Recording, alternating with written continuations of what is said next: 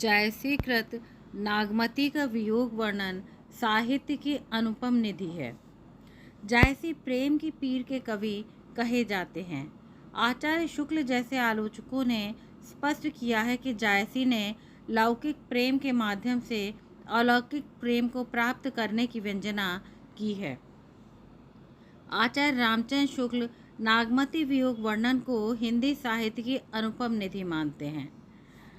राजा रत्नसेन नागमती को छोड़ करके पद्मावती को प्राप्त करने के लिए सिंघलगढ़ से चित्तौड़गढ़ चले जाते हैं और जो रानी है नागमती है अपना रानीपन भूल जाती है और साधारण स्त्री की भांति आचरण करने लगती है। यहाँ पर रानी का दुख प्रत्येक 12 मासा में अभिव्यक्त किया है, जहाँ की प्रत्येक मास उसका दुख किस प्रकार बढ़ता है, प्रियतम के वियोग के साथ साथ उसका दुख भी बढ़ता जाता है। चढ़ा आषाढ़ गगनखन गाजा, साजा बिरह धुंधल बाजा, धूम साम धौरे खन आए, सेत ध्वजा बग पाति दिखाए, खड़क बीज चमके चहुरा, बुन वान बरसई घनखूरा, ओनई घटा आई चहु फेरी, कंत उबारू मदन हो घेरी, दादुर मोर कोकिला पीयू, गिरह बीजू घट रहे न जीव, पुष्प नखत सिर ऊपर आवा, हों बिनु नाह मंदिर को छावा, अद्रा लाग लाग भुई ले, मोहि बिनु पीऊ को आदर दे, जिन घर कंता से सुखी, तिन गारो और गर्भ, कंत प्यारा बाहिर है, हम सुख भूला सर्व। यहाँ पर पहले 4 पंक्तियों की व्याख्या की जाएगी और कठिन शब्दों को भी हम साथ ही साथ बता देंगे। यहाँ पर रानी नागमती अपने प्रियतम के वियोग में व्यथित हैं और नागमती के वियोग वर्णन के अंतर्गत 12 मासा यहीं से अर्थात आषाढ़ से सर्वप्रथम आरंभ होता है। प्रस्तुत अवतरण में कवि आषाढ़ में होने वाले वर्षा ऋतु संबंधी परिवर्तनों के साथ साथ नागमती की विरह व्यथा का भी वर्णन करता है। आषाढ़ का महीना आ गया है, मेघ आकाश में गरजने लगे हैं। चढ़ा आषाढ़ गगन घन गाजा, साजा बिरह धुंधल बाजा। विरह को देखकर के ऐसा लग रहा है मानो उसने युद्ध की संपूर्ण तैयारी कर ली है और दुंदुभी बजा करके बाजे गाजे के साथ उसकी सेना उपस्थित हो गई है। धूम साम धौरे घन आए, सेत ध्वजा बग पात दिखाए। धुएं जैसे रंग के काले तथा श्वेत बादल सैनिकों की भांति आकाश में दौड़ने लगे हैं और उनके मध्य उड़ने वाले बगुलों की पंक्तियां श्वेत ध्वजा के समान दिखाई देने लगी है। खड़क बीज चमके चहुरा, मेघों की बिजलियां, खड़क माने मेघों की बिजलियां, खड़क माने तलवार, यानी मेघों की बिजलियां तलवार की तरह से चारों ओर चमक रही हैं। बूंदवान बरसई घनघोरा, और घटा उमड़ घुमड़ रही है और बूंद रूपी बाणों की घनघोर वर्षा घटा कर रही है। घनघोर घटाएं ओनई घटा आई चहु फेरी, घनघोर घटाएं घूम फिर के, ओनई माने आ रही हैं, गरज रही हैं। कंत उबारू मदन हो घेरी, और ऐसे में नागमती अपने प्रियतम से गुहार लगाती है कि हे प्रियतम तुम आ जाओ, मुझे कामदेव ने घेर लिया है।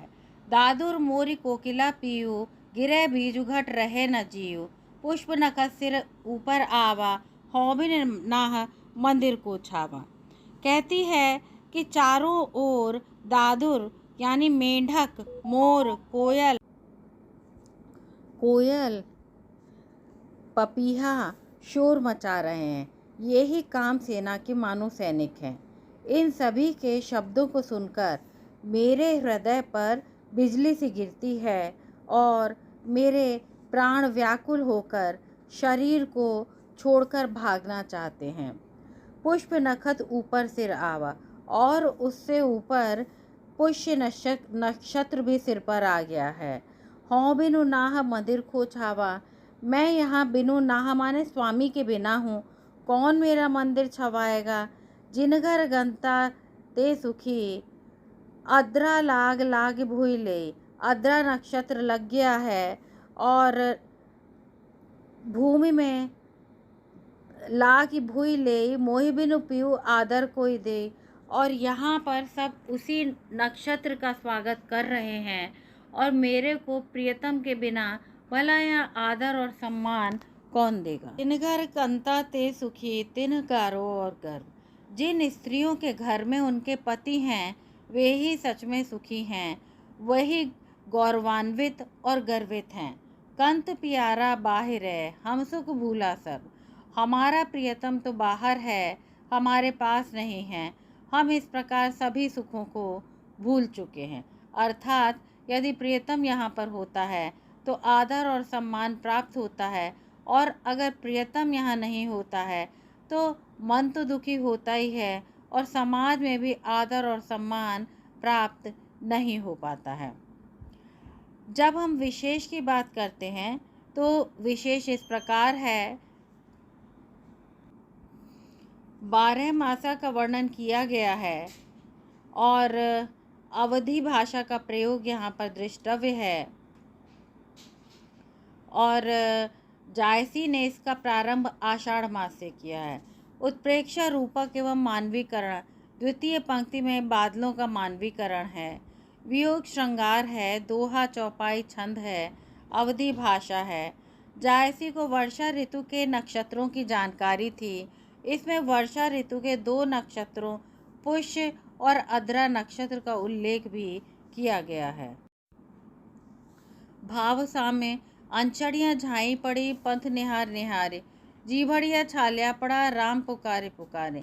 यानी प्रियतम नहीं है, प्रियतम की याद आँखों को मन रोते रोते आँखों में झाई पड़ जाती है। कबीर ने भी कहा है, दादू इस संसार में मुझसा दुखी न कोई, और आज सुनो केवल चुप रहकर, कोयल चाहे जो कह ले, पर न परागों में वैसी है चहल पहल जो थी पहले। इसमें से कोई भी पंक्तियाँ आप याद करके भाव साम्य के रूप में लिख सकते हैं।